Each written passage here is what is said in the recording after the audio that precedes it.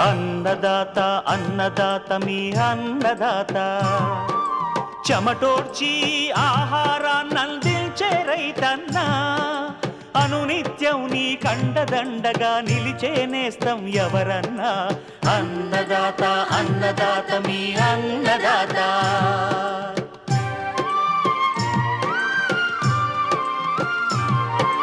నూతన రీతుల సాగుబడికి నూరింతలు పెరిగే దిగుబడికి సూచనలిచ్చే సస్య రక్షణకు పశు పోషణకి శాస్త్ర విజ్ఞానం అందించి ముందుకు నడిపే తెలుగు రైతు భారతదేశానికి మకుటం అయ్యేలా తీర్చిదిద్దే ఆశయంతో మిమ్ము మేలు కొలిపేది అన్నదాత అన్నదాత అన్నదాత మీ అన్నదాత అన్నదాత అన్నదాత మీ అన్నదాత.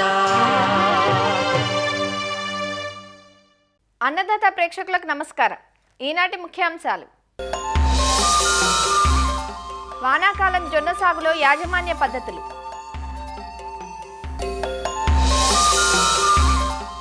అధిక సాంద్ర పద్ధతిలో ప్రత్తి సాగు వివరాలు,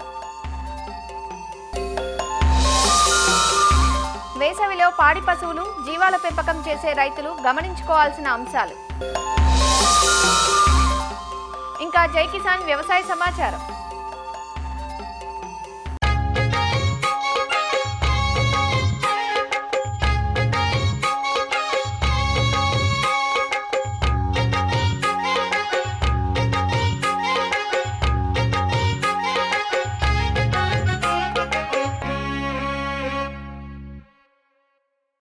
ఖరీఫ్లో వర్షాధారంగా పండే పంటల్లో జొన్న ఒకటి.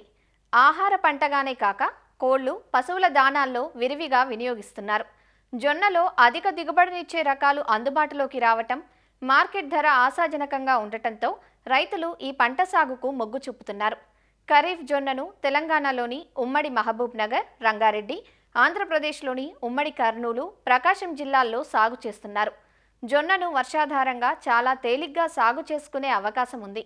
కత్తెర పురుగు, కాండం తొలుచు పురుగు, కంకి దశలో వర్షాల వల్ల వచ్చే బూజు తెగుళ్లను అధిగమిస్తే ఎకరాకు 25 క్వింటాళ్ల వరకు అధిక దిగుబడులు పొందవచ్చు. జొన్న సాగుకు సన్నద్ధమయ్యే రైతులు ప్రారంభం నుంచి ఎలాంటి మెలకువలు పాటించాలో తెలియజేస్తున్నారు ప్రొఫెసర్ జయశంకర్, తెలంగాణ రాష్ట్ర వ్యవసాయ విశ్వవిద్యాలయం పాలెం ప్రాంతీయ వ్యవసాయ పరిశోధనా స్థానం సేద్య విభాగం శాస్త్రవేత్త డాక్టర్ కె శ్రీధర్. మన తెలంగాణ రాష్ట్రంలో సాగు చేస్తున్న వర్షాధార పంటల్లో ప్రధానమైన పంటలు చిరుధాన్యాల పంటలు. అందున మనకు ఈ జొన్న అనే చిరుధాన్య పంట ఎక్కువగా సాగు చేస్తున్నారు మన తెలంగాణ రాష్ట్రంలో. ఈ జొన్న పంటకు అనువైన నేలలు గనక మనం చూసినట్లయితే వానాకాలంలో అన్ని రకాల నేలల్లో కూడా మనము సాగు చేసుకునేందుకు అవకాశం ఉన్నా కూడా ఎర్ర నేలలు, నల్లరేగడి నేలలు, ఎర్రచలక నేలలు ఇవన్నీ కూడా బాగా అనుకూలమైన నేలలుగా మనం చెప్పవచ్చు. కాకపోతే మురుగునీరు పారుదల లేని నేలలు మరియు చౌడు నేలలు కూడా ఈ జొన్నకు అనుకూలమైన నేలలు కావు. అలాగే రకాలు మనం చూసినట్లయితే జొన్నలో 2 రకాలు ఉంటాయి. ఒకటి తెల్లజొన్న మరియు పచ్చజొన్న రకాలు. తెల్లజొన్న రకాలలో మనకు బాగా ప్రాచుర్యం పొందిన CSP 41 అంటే తెలంగాణ జొన్న 1 అనే పేరుతోటి విడుదలైంది. ఇదైతే 8 నుంచి 10 క్వింటాలు ఒక ఎకరానికి దిగుబడి సామర్థ్యం కలిగి ఉంది. గింజబూజు తెగను కూడా తట్టుకునే రకము. అలాగే మనకు పచ్చజొన్నలో PYPS2 అనే రకం ఉంది. పాలెం పచ్చజొన్న 1 పేరుతో విడుదలైంది. ఇది కూడా 8 నుంచి 10 క్వింటాలు ఒక ఎకరానికి దిగుబడి ఇవ్వడానికి అవకాశం ఉంది. అలాగే చొప్పకు కూడా ఎక్కువగా పనికొచ్చే రకము. మనకు జూన్ మొదటి వారం నుంచి జూన్ 30 వరకు కూడా ఎత్తుకున్నప్పుడు మనకు అధిక దిగుబడులు సాధించడం జరుగుతుంది. మనం ఎప్పుడైనా సరే జూన్ 30 తర్వాత జొన్నను విత్తుకున్నట్లయితే మొవ్వచంపు ఈగ అనేది ఆశించడం జరుగుతుంది. మనము జొన్నకు విత్తే దూరం గనక చూసినట్లయితే సాలుకు మధ్య 45 సెంటీమీటర్లు మరియు మొక్కకి మధ్య 15 సెంటీమీటర్ల దూరంలో మనము విత్తుకోవాల్సి ఉంటుంది. దీని కొరకు మనము విత్తన మోతాదు గనక గమనించినట్లయితే ఎకరానికి 3 నుంచి 4 కిలోల విత్తనాన్ని మనము వేసుకోవాల్సి ఉంటుంది. విత్తే పద్ధతి గనక చూసినట్లయితే మనము సాళ్లలో విత్తుకోవడానికి ఈ ట్రాక్టర్ సాళ్లలో మనం విత్తుకోవచ్చు, లేదా సీడ్రిల్ సహాయంతో కూడా మనము విత్తుకునేందుకు అవకాశం ఉంది. ఇంకొక ముఖ్యమైన అంశం విత్తన శుద్ధి.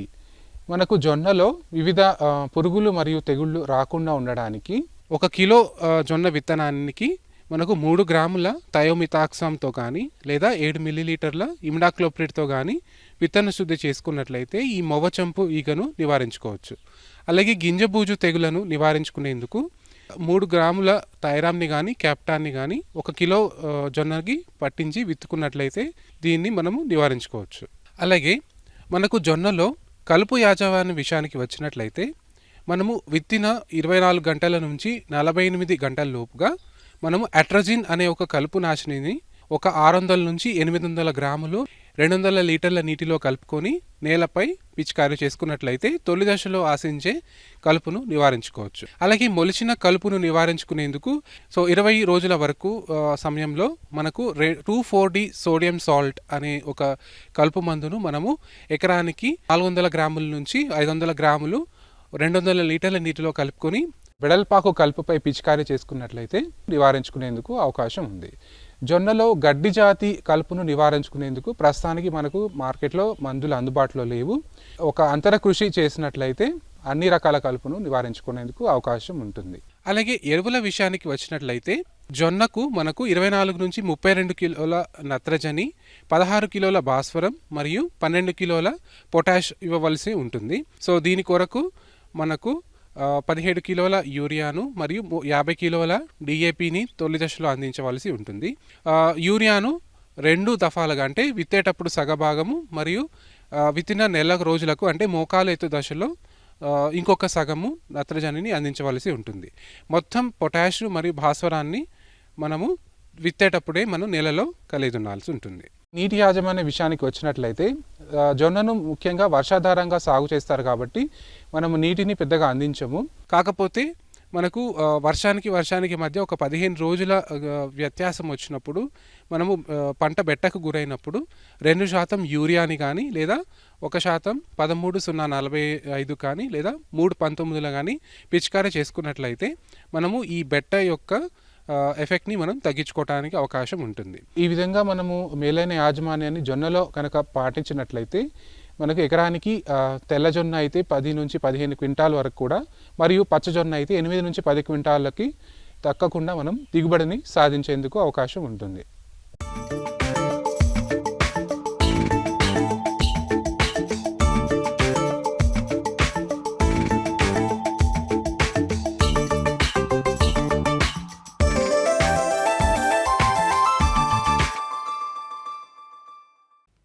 తెలుగు రైతుల జీవితాల్లో మమేకమైంది తెల్ల బంగారంగా పిలుచుకునే పత్తి సాగు. సాగులో ఎన్ని సమస్యలు వచ్చినా, మార్కెట్ ఒడిదుడుకులు ప్రతిసారి ఎదురైనా ఈ వాణిజ్య పంట పత్తి సాగంటే మమకారం మాత్రం రైతును వదిలిపెట్టదు. అయితే తేలిక నేలల్లో దిగుబడి పెంచేందుకు ఇటీవల ప్రాచుర్యం పొందింది అధిక సాంద్ర విధానం.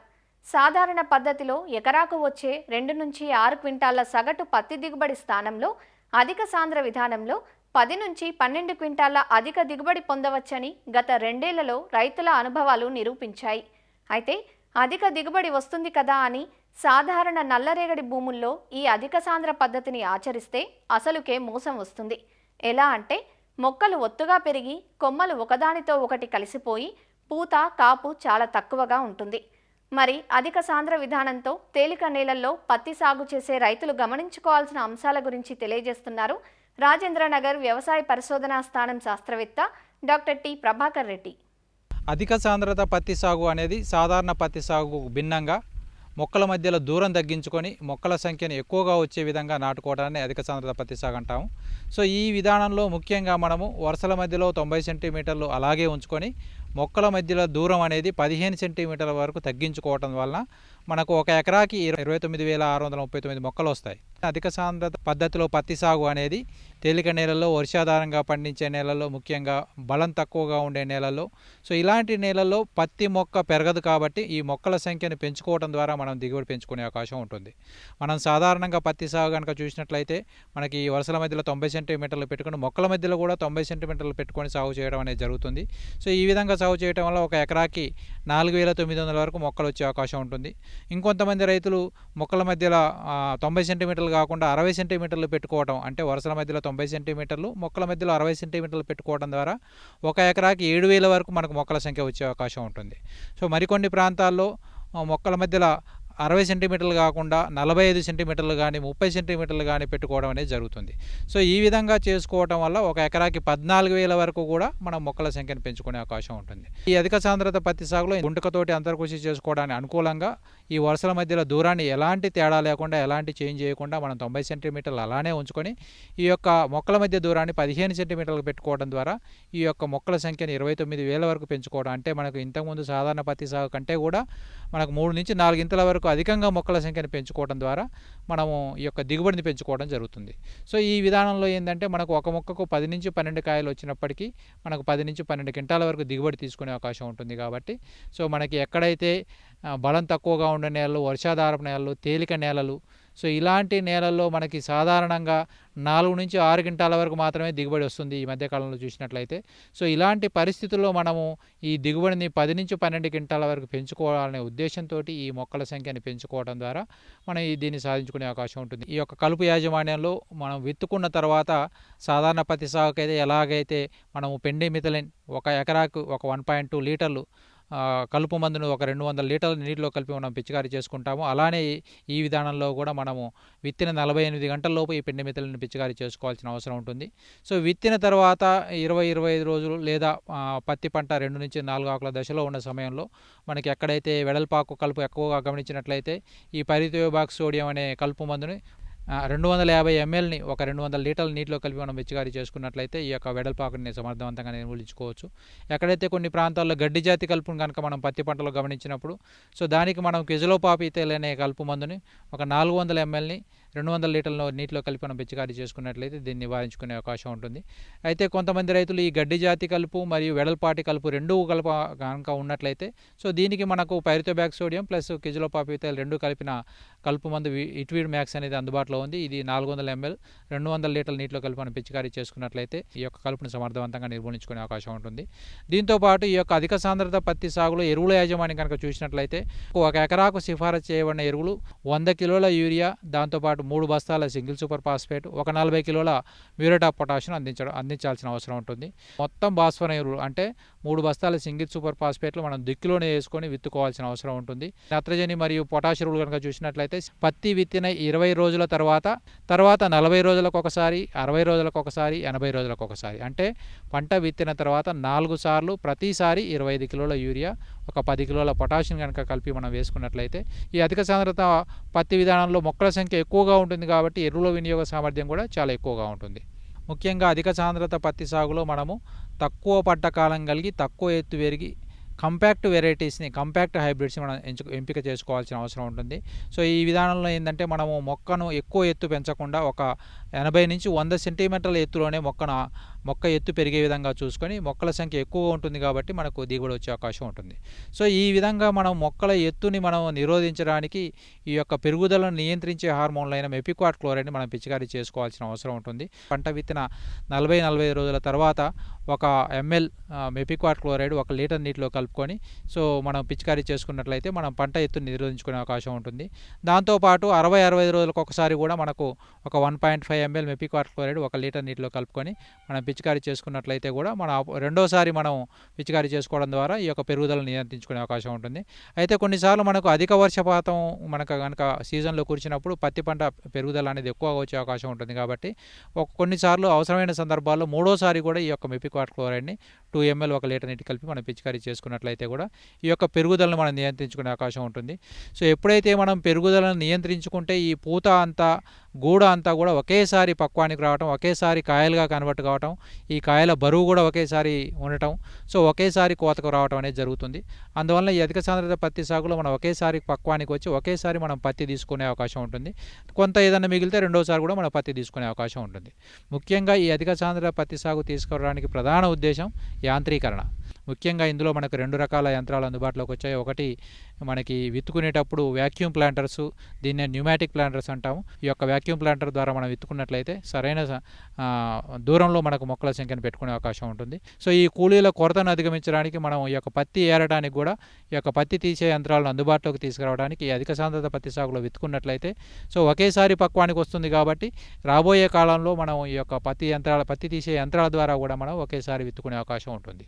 ఈ అధిక సాంద్రత పత్తి సాగులో ముఖ్యంగా లాభాలు కనుక మనం గమనించినట్లయితే మనం మనము పంటను 135 నుంచి 150 రోజుల్లో, అంటే మనము దగ్గరగా 150 రోజుల్లోనే పంట కంప్లీట్ చేసుకునే అవకాశం ఉంటుంది. అంటే నవంబర్ నెల చివరిలోపు మనం పంటను కంప్లీట్ చేసుకొని రెండో పంటలైన వేరుశనగ లేదా మొక్కజొన్న పంటలను సరైన సమయంలో విత్తుకునే అవకాశం ఉంటుంది. గులాబీ రంగు పురుగును తాకిడిని నివారించుకునే అవకాశం ఉంటుంది. దాంతోపాటు ఈ యొక్క యాంత్రీకరణకు అనుకూలంగా ఉంటుంది. సో దీంతో మనకి ఈ యొక్క తేలిక నేలల్లో బలం తక్కువగా ఉండే ఈ యొక్క వర్షాధారపు పత్తి పండించే భూముల్లో మనం అధిక దిగుబడి సాధించుకోవడానికి ఈ యొక్క అధిక సాంద్రత పత్తి సాగు అనేది ఎంతో ఉపయోగపడుతుంది.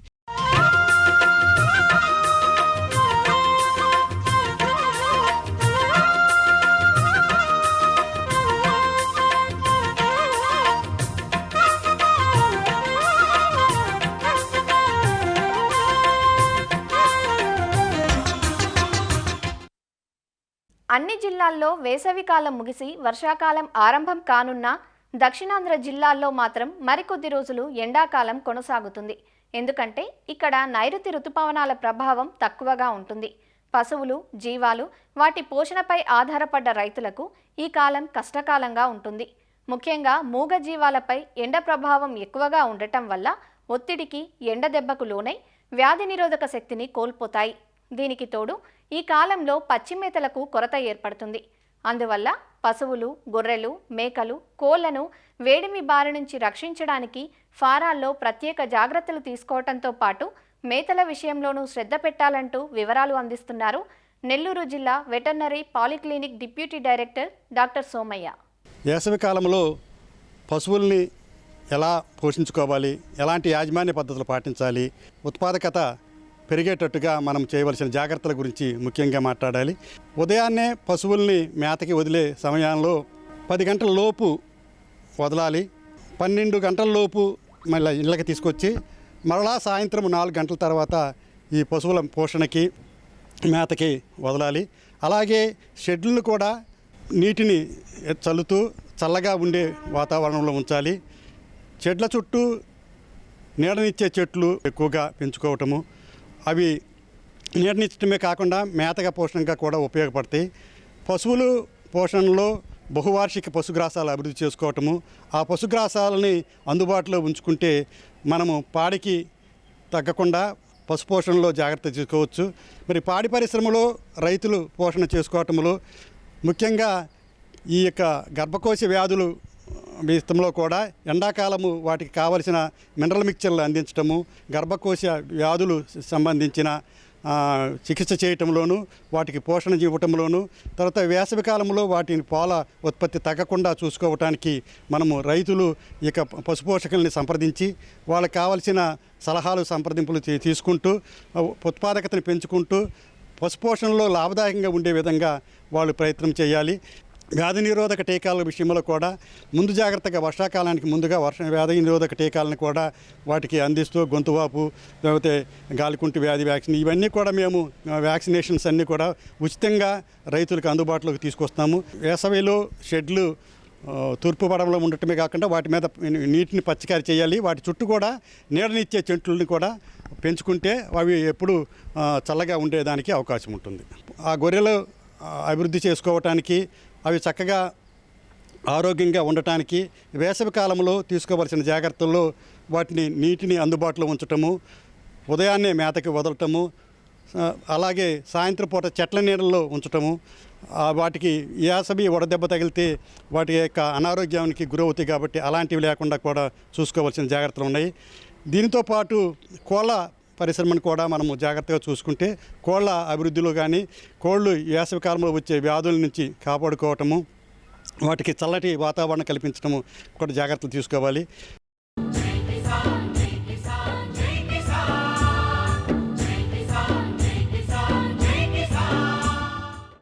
వ్యవసాయ సమాచారం ఇప్పుడు జై కిసాన్లో చూద్దాం. ఆంధ్రప్రదేశ్లో వ్యవసాయ శాఖ ఆధ్వర్యంలో జిల్లా, నియోజకవర్గ కేంద్రాల్లో ఏర్పాటు చేసిన ప్రయోగశాలలు రైతులకు సేవలు అందిస్తున్నాయి. ఖరీఫ్ సీజన్ ప్రారంభమవుతున్న తరుణంలో సమీకృత వ్యవసాయ ప్రయోగశాలల్లో విత్తనాలు, ఎరువుల పరీక్షలను రైతులకు ఉచితంగా చేయనున్నట్లు అధికారులు చెబుతున్నారు. పంటల సాగులో ఎన్ని జాగ్రత్తలు తీసుకున్నా కొన్నిసార్లు నాసి, నకిలీ విత్తనాల వల్ల మొలక శాతం తగ్గటం, పూత, కాపు మందగించటం, వెరసి దిగుబడులు తగ్గటం లేదా పంట కోల్పోవటం జరుగుతోంది. ఈ సమస్యను అధిగమించడానికి విత్తన పరీక్షలు చేసే ప్రయోగశాలలు రైతులకు కల్పతరువులా ఉపయోగపడతాయని వ్యవసాయ శాఖ అధికారులు చెబుతున్నారు. విత్తనాలు, ఎరువులు పరీక్ష చేయటం అనేది జరుగుతోంది. కాన్స్టిట్యున్సీ లెవెల్లో ఐఏఎల్స్ ఉన్నాయి, డిస్ట్రిక్ట్ లెవెల్లో కూడా ఐఏఎల్స్ ఉన్నాయి. ఈ ఐఏఎల్స్కి ఆర్సీసీ ద్వారా నమూనాలు వస్తూ ఉంటాయి, అవి పరీక్ష చేస్తూ ఉంటారు. అంతేకాకుండా రైతుల దగ్గర నుంచి కార్పొరేట్ శాంపుల్స్ అవి కూడా వస్తూ ఉంటాయి, వాటిని కూడా పరీక్ష చేస్తారు. మరి సీజన్ దగ్గర పడుతున్నది కాబట్టి ఐఏఎల్స్ని అన్నీ కూడా మేము ఇన్స్పెక్ట్ చేసి ఇక్కడ ఉన్నటువంటి పరిస్థితులు ఎట్లా ఉన్నాయి అవగాహన చేసుకొని వీళ్ళకి అవసరాలు ఏమున్నాయి అనేది కూడా గమనించి వాటి ప్రకారంగా తగినటువంటి ఏర్పాట్లు చేయటం అనేది జరుగుతూ ఉంది. ముఖ్యంగా ఏంటంటే రైతాంగం కూడా ఈ ఐఏఎల్స్ని ఉపయోగించుకోవాల్సినటువంటి అవసరం ఉంది. విత్తనాలు కానీ ఎరువులు కానీ నమూనాలు తీసుకొచ్చి ఇస్తే కనుక ఇక్కడ ఫ్రీగా అనాలిసిస్ చేసి రిపోర్ట్ ఇవ్వటం అనేది జరుగుతుంది రైతులకి. దాని ద్వారా ఏంటంటే ఒకవేళ కనుక విత్తనాల విషయానికి వస్తే ఏదైనా పర్సంటేజ్ తక్కువ ఉంటే కనుక ఎక్కువ విత్తనం వేసుకోవాల్సినటువంటి అవసరం ఉంటుంది, దానికి సూచనలు ఇవ్వటం కూడా జరుగుతుంది. అదే రకంగా ఎరువుల్లో కూడా ఏదన్నా పోషక పదార్థాలు తక్కువైనట్టయితే కనుక ఎక్కువ ఎరువు వేసుకోవాలి అవసరాన్ని బట్టి, అది కూడా సూచించడం జరుగుతుంది. ఒకవేళ ఏదన్నా డీలర్స్ దగ్గర నుంచి వాళ్ళు శాంపుల్ తీసుకొచ్చి ఇస్తే కనుక అది ఫెయిల్యూర్ వస్తే వెంటనే కన్సర్న్ అగ్రికల్చర్ ఆఫీసర్కి ఆ బిల్లు అవన్నీ కూడా ప్రొడ్యూస్ చేసి అక్కడ ఇన్ఫామ్ చేస్తే కనుక అగ్రికల్చర్ ఆఫీసర్ అక్కడ యాక్ట్ శాంపుల్ తీసి మళ్ళా ల్యాబొరేటరీస్కి పంపించి అది పరీక్షించి తగిన చర్యలు కూడా తీసుకోవటం అనేది జరుగుతూ ఉంటుంది. ఈ వచ్చిన శాంపుల్స్ ఇక్కడ పాస్ అయిన శాంపుల్స్ కూడా మేము దాదాపుగా ఒక 15% దాకా మళ్ళీ వేరే వేరే ల్యాబొరేటరీస్కి పంపించి ఐఏఎల్స్కి అక్కడ పరీక్ష చేసి మళ్ళీ క్రాస్ చెక్ చేయటం కూడా అనే పద్ధతి కూడా ఉంది. ఉన్న అవకాశాన్ని రైతాంగం తప్పనిసరిగా వినియోగించుకోవాలి. ఈ ఐఏఎల్స్ ముందు నాటికి చాలా ఉపయోగపడతాయి. బయట విడిగా కనుక ల్యాబొరేటరీస్లో పరీక్షలు చేయించుకోవాలంటే వేలాది రూపాయలు ఖర్చు అవుతుంది. అటువంటిది గవర్నమెంట్ ఫ్రీగా చేయటం అనేది జరుగుతుంది కాబట్టి ఈ అవకాశాన్ని రైతులందరూ వినియోగించుకోవాల్సిందిగా కోరుతున్నాం. ల్యాబ్లో సంబంధించి మనకి సీడు, ఫర్టిలైజరు ఇక్కడ పరీక్షలు చేయడం జరుగుతుంది. అదేవిధంగా రైతులకి వారి సీడ్ కానీ రైతులు లేత ట్రేడ్ శాంపుల్ సంబంధించి ఎవరైనా ఫర్టిలైజర్ తెచ్చుకున్నా కానీ మనం ఇక్కడ ఎనలైజ్ చేయడం జరుగుతుంది. తద్వారా ఏంటంటే రైతులు కూడా మంచి విత్తనాన్ని ఎంపిక చేసుకునే విధంగా ఈ ల్యాబ్స్ అయితే ఉపయోగపడతాయండి. రైతు శాంపిల్స్ కాకుండా ఆర్సీసీ ల్యాబ్స్ నుంచి కూడా డీకోడింగ్ అయ్యి మాకు సీడ్ కానీ అదేవిధంగా ఫర్టిలైజర్స్ కూడా రావడం జరుగుతుంది. అవి కూడా ఎనాలిసిస్ చేసి ఆ రిజల్ట్ కాపీ అనేది ఆర్సీసీ ప్లస్ అదేవిధంగా వారికి ఎవరైతే ఇచ్చారో వారికి కూడా అనలిస్ట్ చేసి ఆ కాపీ కూడా ఆన్లైన్ ద్వారా సబ్మిట్ చేయడం జరుగుతుంది. రైతులు వచ్చేసరికి ఎక్కడైతే వారు సీడ్ కొన్నారో దానికి సంబంధించి బిల్లు తీసుకొని ఆ సీడు క్లాత్ బ్యాగ్లో ఒక కేజీ అయినా తీసుకొని సీడ్ తీసుకొని మన ల్యాబ్కి వచ్చి ఎక్కడ తీసుకున్నారు వారి పూర్తి పేరు వివరాలు అన్నీ కూడా ఒక స్లిప్ మీద రాసి క్లాత్ బ్యాగ్లో తీసుకొచ్చిన సీడు మనకి ఇచ్చినట్లయితే సీడు మనం పేపర్ దాంట్లో పెట్టేసి అనలైజ్ చేసి మొలక శాతం ప్లస్ ఆ సంబంధించిన రిజల్ట్ కూడా వారికి ఇవ్వడం జరుగుతుంది. రైతులు తీసుకువచ్చిన నమూనాలను ఉచితంగా పరీక్షలు చేస్తున్నామని, అదే కంపెనీలు డీలర్లకు సంబంధించిన విత్తనాలకు రుసుము వసూలు చేస్తున్నట్లు అధికారులు తెలియజేశారు. మరిన్ని విభిన్న అంశాలతో రేపటి అన్నదాతలో మళ్ళీ కలుసుకుందాం. నమస్కారం. అన్నదాతలు తమ సందేహాలు, సమస్యలను 1800-425-4085 టోల్ ఫ్రీ నెంబర్లో ఉదయం 10 గంటల నుంచి 11 గంటల మధ్య పని దినాలలో సంప్రదించగలరు. ఈ కార్యక్రమాన్ని యూట్యూబ్లో www.youtube.com/annadaata ETV లింక్ ద్వారా వీక్షించవచ్చు.